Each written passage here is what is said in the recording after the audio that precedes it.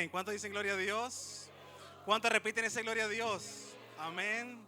Creo que es de sumo gozo que tenemos bastantes visitas. Amén. Hermanos, sean todos bienvenidos nuevamente en el nombre de Jesús. Amén. No les quiero quitar mucho tiempo, no soy muy bueno en los protocolos. Amén. Pero quisiera que todo el mundo se colocara de pie. Amén. En honra a la palabra de Dios. Amén. Les soy muy sincero, tengo un mensaje que quería predicarles hace tiempo. Y me gusta porque es un mensaje que nos predica a todos, antiguos, nuevos y visitas. Amén. Les quiero que vayan a la palabra de Dios en el libro de 2 de Corintios, capítulo 7, versículo 9 al 11. Amén. Aquí quiero que lo tienen en pantalla. Amén. ¿Todos lo tienen? Dice así en el nombre de Jesús. Ahora me gozo, no porque hayáis sido contristados, sino porque fuisteis contristados para arrepentimiento, porque habéis sido contristados según Dios, para que ninguna pérdida padecieses por nuestra parte. Porque la tristeza que es según Dios produce arrepentimiento para salvación, de lo cual no hay que arrepentirse, pero la tristeza del mundo produce muerte. Amén. Mi hermano, quiero comenzar una serie llamada Mientras hay vida y esperanza. Amén. Y en este mensaje quiero predicarte bajo el título La anatomía del arrepentimiento. Amén. Oremos. Señor Jesús, en esta hora, Señor, estamos delante de ti porque reconocemos que sin ti no podemos hacer absolutamente nada, Señor. Señor, que tu Espíritu Santo se derrame en este lugar, Señor Jesús. Señor, que las almas que no han sido bautizadas hoy deseen ser bautizadas. Señor, los que no han sido llenos con tu Espíritu Santo, hoy sean llenos del Espíritu Santo con señal de hablar en otras lenguas, Señor Jesucristo. Señor Jesús, te damos gracias por este momento tan especial. Gracias, Señor, por tener la casa tan llena, Señor Jesús. En el nombre de Jesús, puede tomar su asiento, darle un fuerte aplauso al Señor.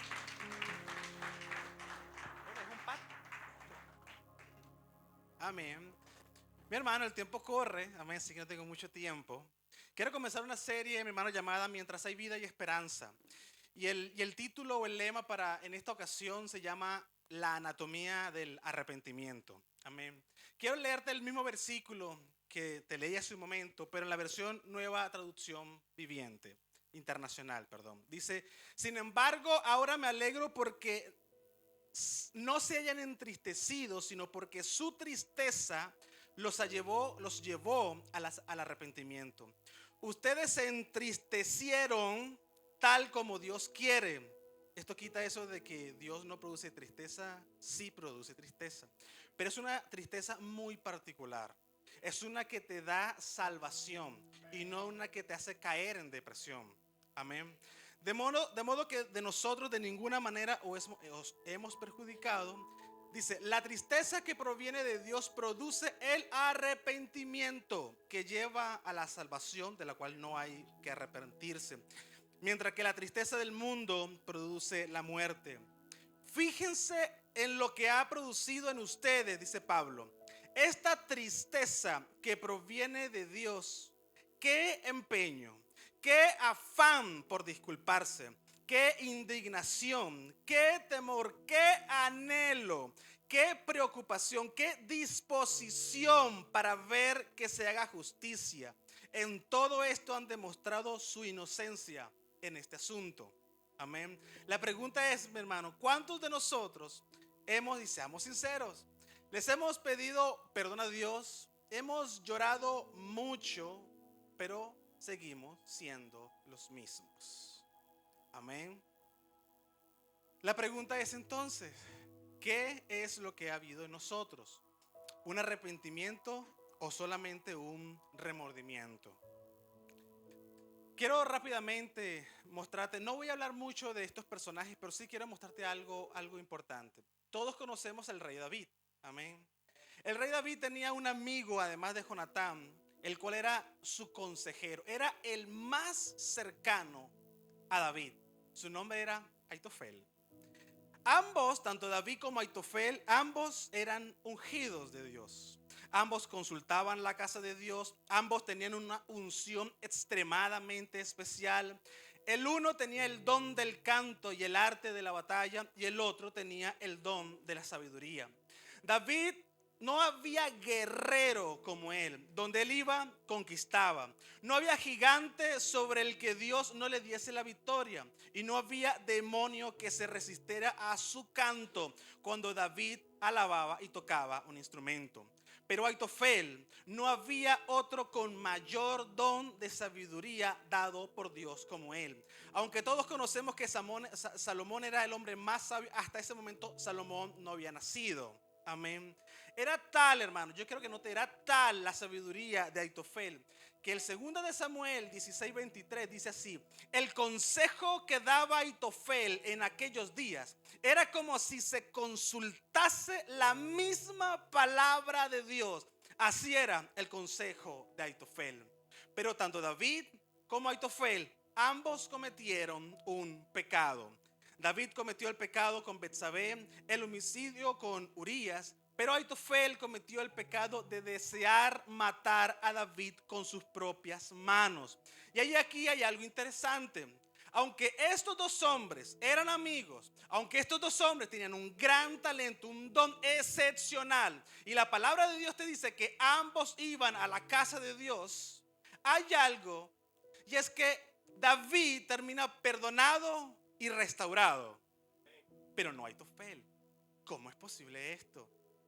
La Biblia dice de David así: cuando todo pasó, y así el rey regresó y todos ayudaron a cruzar el río, que es un sinónimo de restauración.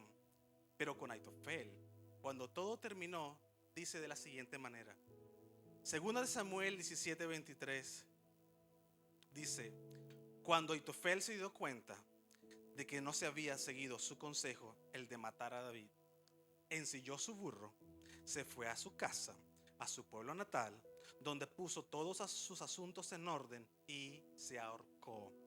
Y murió allí y lo enterraron en la tumba con su familia. La pregunta es: ¿cómo es que dos hombres con tal unción, con tal conexión con el Señor, y ambos también al mismo tiempo tienen un pecado, el uno termina perdonado y restaurado, mientras que el otro comete suicidio? Interesante. Hermano, mire, para el próximo mensaje voy a interiorizar mucho en ellos. Pero en este mensaje quiero hablarte de qué te hace pensar que tu error, tu falla, tu pecado puede ser más grande que la misericordia de Dios. ¿Qué puede hacerlo? Y la pregunta, hermano, es por qué muchas veces nosotros nos arrepentimos, pero seguimos siendo los mismos. Venimos al altar, lloramos, dejamos los mocos pegados a la alfombra, ¿verdad? Salimos y seguimos siendo lo mismo. Yo tenía la siguiente duda: ¿por qué, si la palabra de Dios te dice, si el Hijo del Hombre os libertare, seréis verdaderamente libres? Entonces, ¿por qué cuando alguien viene y se arrepiente o pide perdón, sigue siendo lo mismo? Hay algo que no concuerda acá. No concuerda. Es que tal vez la palabra de Dios se equivocó. La palabra de Dios no se equivoca. ¿Sabe qué es lo que pasa? Que probablemente muchas veces cuando hemos venido a arrepentirnos, realmente solamente hemos tenido remordimiento y no un arrepentimiento real. Y por eso no cambiamos. Amén. Mi hermano, el remordimiento es un pesar emocional o inquietud interna por una acción mala sin necesariamente alterar la conducta en el futuro. Es como una culpa que acusa, sí, que frustra, pero hasta ahí. Pero el arrepentimiento implica un giro completo. De hecho, el arrepentimiento en el griego, en la palabra original, significa metanoia, que significa reconocer el error, sentir dolor por lo que hiciste, cambiar de dirección y dejar el mal hábito. Esa es la gran diferencia entre el remordimiento y el arrepentimiento. Hermano, no basta con sentir culpa, no basta con llorar. Tiene que doler delante de Dios para que realmente nos podamos arrepentir. Por eso es que el libro de Proverbios 28:13 dice: el que encubre sus pecados no prosperará, más el que los confiesa. Pero es que no se queda allí, sino que dice: y se aparta. Es la única forma. Es que no basta con reconocerlo y con confesarlo, sino que hay que apartarse. Y entonces allí encuentras misericordia. Amén. Estaba en una de las clases con el hermano Carlos Lefil. Hermano, uno de los hermanos, no voy a decir el nombre para no exponerlo, hizo una pregunta que dejó a todo el grupo callado. Es nuevo y es una pregunta que toda persona, tanto nuevo como así sea que lleve 40, 50, 70 años en el evangelio, deberíamos de hacerlo. Y su pregunta fue la siguiente, mi hermano Carlos. Hermano Harold, una pregunta: ¿por qué las personas tienen que llorar para arrepentirse, pero siguen siendo las mismas? Y me hace la siguiente pregunta: ¿de verdad tengo que llorar como sinónimo de arrepentimiento? Y cuando ya le iba a responder, me dice: te quiero poner un ejemplo, hermano Harold. Me dice: mi familia, ni siquiera es algo que escuchó, dice, mi familia, dice él, los veo en la iglesia llorar, dejar los mocos pegados a la alfombra, pero es mi familia y veo cómo salen y siguen siendo los mismos. Y esa es una pregunta que a todos nos paralizó, de verdad. El que es nuevo hizo una gran pregunta que todos nosotros realmente deberíamos de hacernos. Porque muchas veces, si la palabra de Dios dice: si el Hijo del Hombre os libertare, seréis verdaderamente libres, pero nuestra vida no cambia.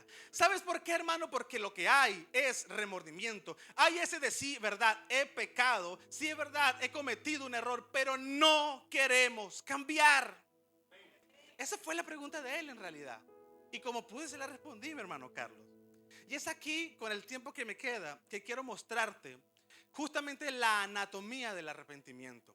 Quiero mostrarte con estos ejemplos y esto que te voy a mostrar, y tú lo entiendes o tú lo escuches, tú sepas si es remordimiento o si es arrepentimiento. Y con cada uno de los puntos que yo te voy a anotar a ti, tal vez para algunos dirá: eso no es conmigo, y otros van a decir: eso es para mí. Número 1, el pecado revelado bajo tempestad. El rey Faraón, creo que todos nos acordamos de él, es un claro ejemplo de qué es pedir perdón a Dios motivado solo por la tempestad del momento o por el miedo a lo que está sucediendo en un momento en particular, pero que no quiere cambiar realmente. En la séptima plaga, cuando llueve granizo, la palabra de Dios en Éxodo 9:27 dice que el faraón dice así: he pecado esta vez.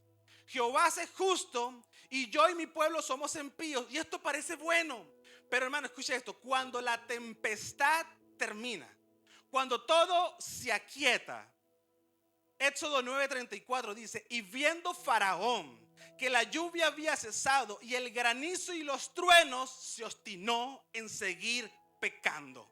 ¿Sabes por qué, hermano? Tú y yo no podemos arrepentirnos por miedo. No podemos arrepentirnos por la tempestad.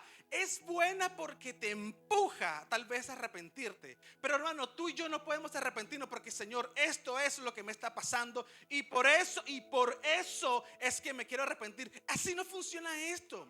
La forma en cómo funciona esto es que cuando tú pecas o yo peco delante de Dios, es reconocer que contra quien hemos pecado es con Él y nos tiene que doler. De lo contrario, hermano, podemos venir: Señor, perdóname por esto, porque la tempestad es difícil. Dios, claro que sí, viene, te perdona, te restaura, te levanta. Pero cuando viene otra tempestad distinta, vas a hacer lo mismo. Y es un bucle constante.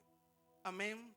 Faraón es ese ejemplo de hombres y mujeres que han llegado a la iglesia pidiendo oración, pidiendo socorro para que alguien ore, que Dios escuche esa oración, y una vez que Dios responde esa oración y la tempestad se ha calmado, ellos jamás vuelven. Es como la historia de los 10 leprosos que se fueron sanados y donde 9 jamás volvieron. Y la pregunta del Señor Jesús fue: ¿dónde están los que sané? ¿Sabes cuál fue la respuesta? Es que no hace falta porque la tempestad terminó. ¿Para qué voy a ir? Amén. Pecado confesado bajo tempestad. Amén. Hermano, nosotros no podemos arrepentirnos solamente por miedo. Amén. Punto número 2. El pecado confesado entre dos amores. Balaam. Balaam es un profeta que tenía una unción única, la de bendecir o la de maldecir y que se cumpliese. Tan única y especial era este don que Dios tenía para él, que tenía que estar pendiente de él como si fuese un adolescente, viendo dónde hablaría bendición y viendo dónde hablaría maldición. Balaam, no lo hagas. Balaam, ya basta. Y Balaam tenía un grave problema, y eso es que su corazón estaba dividido entre dos amores: entre servir a Dios y desear las riquezas temporales del mundo. Balaam es el único profeta al que se le ofrece dinero con tal de usar el don que Dios le dio para conseguir bienes materiales. Y si conseguir ese bien material incluía matar o usar ese don para matar y hacer daño, lo iba a hacer. En 2 ocasiones un rey llamado Balac le ofrece riquezas y fortuna con tal de que usara ese don para maldecir a todo el pueblo de Israel. Y en esas 2 ocasiones la palabra de Dios es: ten cuidado. Hasta que en una tercera ocasión Dios se le aparece y lo corrige fuertemente. En Números 22:32 le dice: Balaam, he aquí que yo he salido a resistirte, porque tu camino es perverso delante de mí. ¿Sabe cuál es la respuesta tan espiritual de Balaam? Entonces, versículo 34. Entonces Balaam dijo al ángel de Jehová: he pecado, parece bueno, he pecado porque no sabía que tú te ponías delante de mí en el camino. Claro que lo sabía. Hace mucho tiempo que le está diciendo no lo hagas. Claro que lo sabía. Amén. Mas ahora, le dice Balaam, mas ahora, si de verdad esto te parece tan mal, yo me volveré. Su corazón estaba dividido entre dos amores. Y esto, hermano, eso de si de verdad te parece tan mal. Balaam es el vivo ejemplo de quien quiere ser usado por Dios, quiere la bendición de Dios, quiere la respuesta de Dios, pero se rehúsa a dejar las áreas de sus vidas que son perversas delante de Dios. Por eso es que el libro de Apocalipsis capítulo 3 versículo 5 dice: yo conozco tus obras, que ni eres frío ni eres caliente. Balaam es como decir: perdóname, Señor, por estas áreas de mi vida, pero por estas otras todavía no. Por eso es que Josué dijo: decidid a quién servís, pero yo y mi casa serviremos al Señor. Deja de que tu corazón esté tan dividido.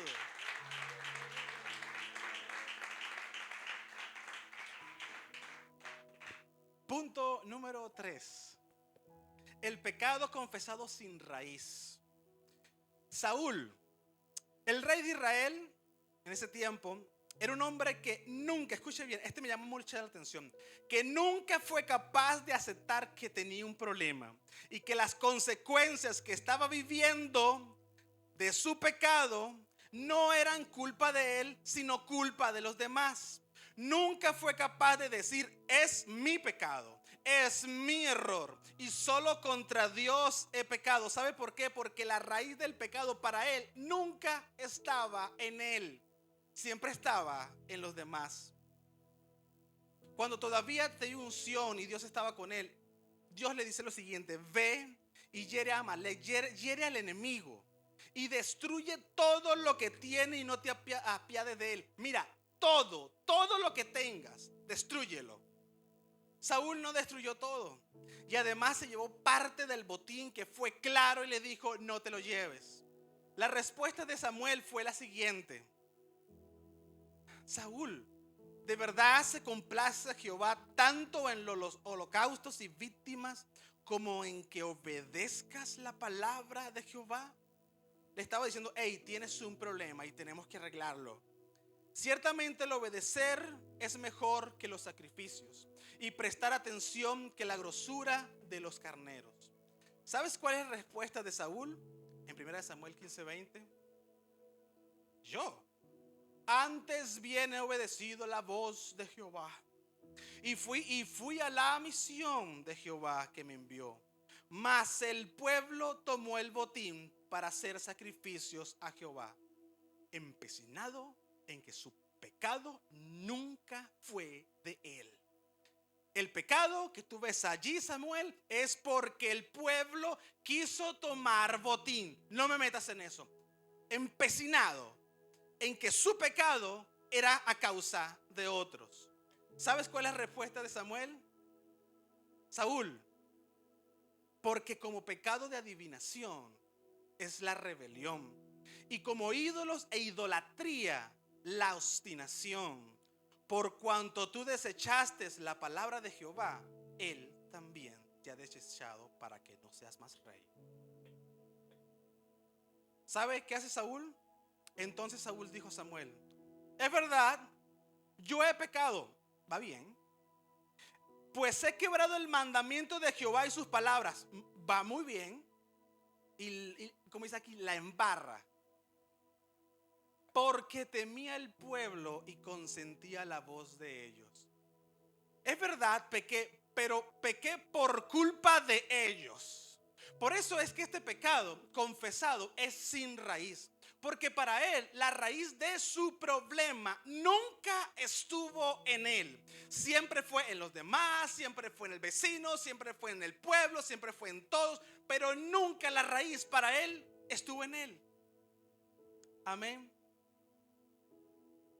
Una vez que esto pasa en 1 Samuel 15:30, y yo quiero que note esto, hermano. Y esto quiero que nos hable a todos, desde el predicador hasta la visita. En 1 Samuel 15:30, Saúl dice así: yo he pecado, pero te ruego que me honres delante de los ancianos del pueblo y delante de Israel, y vuelvas conmigo para que adore a Jehová. Déjenme le explico un poquito qué significa esto. Es verdad, Yair, yo pequé. Cambiemos de tema. Necesito que vayas conmigo, es como decir, a la iglesia nuevamente, y hagas como que nada ha pasado. Saúl, pero te acaban de quitar la corona, ya no eres más rey, la unción del Señor ya no está sobre ti. ¿Qué es lo que te ocurre? Lo que pasa es que lo que me importa es mi imagen. Hagamos una cosa, yo sé que he pecado, pero volvámonos y vamos, y la palabra de Dios te dice, volvamos y adoremos juntos al Señor y hónrame delante de los ancianos, como quien dice, quiero que imitemos que todo está bien cuando tú y yo sabemos que nada está bien, pero no importa, porque aunque he pecado, para mí es más importante mi imagen. Mi hermano, quiero darte un consejo. Desde los predicadores, los que están en multimedia, los que sirven en la escuelita, los que cantan. Hermano, todos. Por favor, reciba este mensaje. Nunca priorices tu imagen antes que Dios. Más importante es lo que Dios piensa de ti que tu imagen.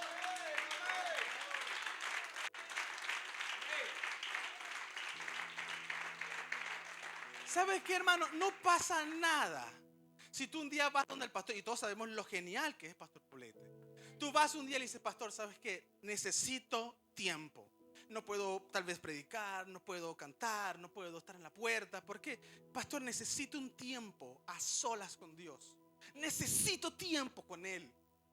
Hermano, y espero no tocar una tecla sensible, pero hermano, yo no puedo venir y pararme aquí porque mi imagen es más importante. No puede pasar eso. Cuando tú tienes un error, un pecado en tu vida, Dios mío, la palabra de Dios dice, no queriendo que ninguno perezca, más que todos vengan al arrepentimiento. Y hermano, no te estoy hablando, no, pero es que yo sé cuál es el error de ella, yo sé cuál es el error de él, y voy a decirle al pastor, no. Saca un tiempo aparte con el Señor. ¿Sabes qué? A mí me encanta este versículo. Venid y estemos a cuenta. Y si vuestro pecado fuese como la grana, como blanca nieve lo voy a emblanquecer. Y si fuesen como el rojo carmesí, como blanca lana. ¿Sabes qué significa ese? Ven y estemos a cuenta. Saca un tiempo conmigo. Háblame, dime qué te pasa. Hermano, Dios no está con un palo. No, lo que dice, estemos a cuenta. Tú y yo sabemos, es como lo que el Señor te dice, tú y yo sabemos que hace tiempo que estás batallando con algo. Pero antes de que se exponga, saca un tiempo conmigo. Háblame. Y si vuestro pecado fuese como la grana, como blanca nieve, serán emblanquecidos. Amén. Punto número 4. Ya casi termino. Amén. Yo soy más de enseñanza, hermanos. Ok. El pecado confesado por exposición y la prolongación del dolor a los demás. Acán. Hace mucho tiempo mi hermana Victoria predicó acerca de esto. Acán fue un guerrero de Josué. La orden fue muy similar a la de Saúl. Vas a ir y vas a destruir todo. No traigas nada. La Biblia te dice que Acán robó un manto babilónico. Todavía me acuerdo que ya ves que hace años, hace 4 años de ese mensaje. ¿Sí? Acán roba el manto babilónico porque valía mucho dinero. Amén. ¿Sabes qué hace esto? Que cuando ellos van nuevamente a la guerra, ellos pierden esa guerra. Josué pregunta lo siguiente: ¿por qué nos sucede esto? Tú me sacaste con una promesa, Señor, de que tú ibas a estar conmigo y que todo iba a ir bien, y ahora llego a una guerra y mis hombres están muriendo. ¿Sabes cuál es la respuesta que Dios les da? ¿Por qué clamas a mí? Tú no has cometido ningún pecado, pero hay alguien que sí cometió un pecado. El libro de Josué capítulo 7:20 dice: y Acán respondió a Josué diciendo, verdaderamente yo he pecado contra Jehová, el Dios de Israel, y así he hecho. Mi hermano, quiero darle un consejo a todo papá, a toda mamá, a todo joven que está pololeando y quiere en algún momento casarse, a toda persona que está aquí. Nunca pienses que tu error, que tu pecado va a ser solamente para ti. Va a contaminar a tu esposa o tu esposa a su esposo y a sus hijos. Porque el pecado no se queda en una sola persona, hermano. Y Acán es un ejemplo de esto. Amén. Y otro punto aquí que quiero anotarle es que cuando Acán es descubierto de su pecado, ¿sabe cómo es descubierto? Por exposición. Cuando la presencia de Dios llega y dice, Él es el pecador. La palabra de Dios te dice que lo apedrearon a él, a su esposa, a sus hijos, a sus ganados y todo lo que tuviesen. Mi hermano, nunca esperes que Dios se exponga a algo para entonces arrepentirte. Amén. Punto número 5. El pecado confesado en medio de la rectitud. Este me encanta. Creo que es un poco más suave que los anteriores. El libro de Job. Algo que tenía Job es que la palabra de Dios te dice que era un varón perfecto. Pero aún así, aunque era perfecto, aunque era recto, aunque era íntegro, nunca dejaba de pedir perdón. Eso es importante porque, hermano, aunque tú estés bien delante de Dios, nunca pienses que por eso no tengas que seguir pidiendo perdón. Cada noche, cada mañana, aunque tú pienses y digas, wow, hoy fue un día victorioso porque estuvo súper bien, no hay algo puntual por lo que tenga que arrepentirme, aún así pide perdón. La Biblia te enseña lo siguiente: que Job enviaba y santificaba a sus hijos y se levantaba de mañana y ofrecía holocaustos conforme al número de ellos, o sea, todos, porque Job decía, quizá y habrá pecado mis hijos, tal vez, o sea, no es que había un pecado, tal vez si pecaron y tal vez, quién sabe, y blasfemaron contra Dios en sus corazones. Y esto lo hacía todos los días. Amén. Punto número 6, ya estoy terminando. El pecado confesado en medio de la culpa. Hermano, cuando Judas se entregó al maestro, la palabra de Dios dice así: cuando él se sintió mal. yo he pecado entregando sangre inocente. Mas la respuesta de los fariseos fue: ¿qué nos importa? Allá tú. Aunque Judas se sintió mal, nunca fue capaz de ir al Señor por arrepentimiento. ¿Sabe por qué, hermano? Porque él pensó que su error, que su falla, que su culpa eran más grandes que la misericordia de Dios. Déjeme darle un buen ejemplo. Pedro mismo traicionó al maestro. Al igual que Judas, él también se sintió mal, también lloró. Amén. Pero la palabra de Dios te dice que él volvió donde el Señor. Y te digo esto, hermano, porque no sé si hay algo en tu vida que tal vez tuviese, si el predicador supiese lo que he hecho, mi hermano, no hay nada que Dios no te pueda perdonar. Amén. Último punto: el pecado confesado que realmente produce arrepentimiento. El hijo pródigo, y volviendo en sí, dijo: ¿cuántos jornaleros en la casa de mi padre tienen abundancia de pan? Y yo aquí perezco de hambre.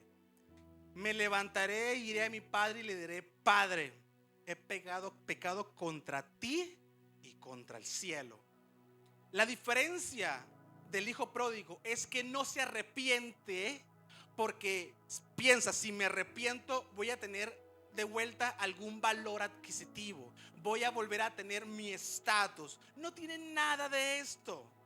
Simplemente él se arrepiente y dice: es que yo he pecado contra el cielo y contra ti. Se acordó que tiene un padre en el cielo que lo ama. Y él alza la mirada y dice: no le echo culpa a nada. Es que contra ti he pecado nada más. Este arrepentimiento, hermano, no estaba pensando en los beneficios materiales, no estaba pensando en arrepentir solamente porque fue expuesto, porque no fue expuesto. Estaba él y el Señor, él y Dios solamente. Pero cuando él lo hace, este tipo, hermano, de arrepentimiento, el libro de Lucas 15:20 te dice así: y cuando aún estaba lejos, lo vio su padre y fue movido a misericordia, y corrió y se echó sobre su cuello y le besó. Una restauración completa.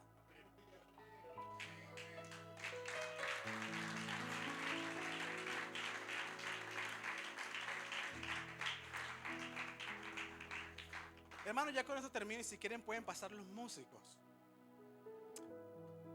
Ponte de pie. Amén. Hermano, quiero leerte este versículo en el libro de Romanos capítulo 2, versículo 4. Y te lo quiero leer en la versión Nueva Traducción Internacional. Mi hermano, mira, cuando tú lees el libro de Hechos capítulo 2, versículo 38, te dice: arrepentíos y bautícese cada uno de vosotros en el nombre del Señor Jesucristo para perdón de pecados, amén, y seréis llenos del don del Espíritu Santo. Ese don no significa otra cosa más que un regalo. Pero el don del Espíritu Santo no es lo único que es un regalo. El arrepentimiento es un regalo que también Dios te da. El libro de Romanos capítulo 2 versículo 4 dice así: a todos, nuevos, visitas que llevan años en el evangelio, a todos, ¿no te das cuenta de lo bondadoso, tolerante y paciente que es Dios contigo? ¿Acaso eso no significa nada para ti?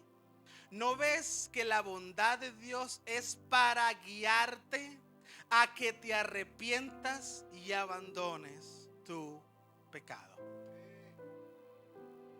Mi hermano, mientras hay vida, hay esperanza. Siempre ten en mente esto, porque el enemigo algo que va a hacer es decirte: tú sabes, yo te conozco, tú sabes muy bien lo que haces, tú, ¿para qué vas a ir a la iglesia? ¿Acaso no es tu pasado más pesado? Y empieza el diablo una tras otra, tras otra, tras otra, tras otra. Pero hermano, la misericordia de Dios es más grande que cualquier error. Nunca, nunca esperes hasta que el pecado sea expuesto. Nunca, nunca utilices la bondad y la misericordia de Dios para pensar que nosotros no podemos cometer errores, porque sí los cometemos. Amén. Ahí donde usted está, si usted quiere pasar adelante, puede pasar adelante. Yo creo, hermano, que todos, sin excepción, deberíamos arrepentirnos. Todos, hermanos, de alguna u otra manera hemos pecado. Sea con nuestra mente, sea con nuestros ojos, sea con nuestros oídos, sea con nuestros labios. De muchas maneras todos pecamos. Amén. Y yo le invitaría a que pase aquí adelante. Y yo no digo que vengas y le digas al predicador todo lo que ha pasado, sino que vengas y hables con el Señor a solas. Y seas sincero, y seas sincera. Y le digas: Señor, ¿sabes qué? Estoy cansado, estoy cansada de vivir así. Me cuesta venir a la iglesia porque cuando vengo muchas veces salgo y vuelvo a hacer lo mismo una y otra y otra y otra vez. Y yo me he planteado si realmente debería seguir yendo o no, porque a veces este error me pesa. Pero Señor, tu palabra me enseña que si mi pecado, que si mi error, que si mi herida es como la grana, como blanca nieve, serán emblanquecidos. Allí donde usted está, levante sus manos. Hoy en esta hora comienza a hablar con el Señor. Comienza a decirle: Señor, delante de ti y solamente delante de ti he cometido pecado, Señor Jesús. Señor, no le he hecho la culpa a nadie ni a nada, Señor. Tú eres santo, Señor, tú eres santo. Señor, tu palabra me enseña que tú de camino al Gólgota, Señor, te clavaron en esa cruz y diste hasta la última gota de sangre por todos mis pecados. Y yo muchas veces he vuelto a hacer los mismos pecados por los que tú moriste por mí. Oh, iglesia, querida visita, tiene que dolerte. Es que si no duele, no hay cambio. Si no duele, no va a haber transformación. Tienes que estar allí y decirle: Señor, perdóname. Contra ti, Señor, contra ti y solo contra ti, Señor, he pecado, Señor. Tú diste la vida por mí en el Gólgota, Señor. Me libraste, me sanaste, Señor, de las enfermedades de mi pecado. Y yo muchas veces he vuelto a lo mismo. Pero tu palabra me enseña, Señor, que tu misericordia es grande. Oh, eso, levanta tu voz. Oh, querida visita, en el nombre de Jesús, aleluya, eso.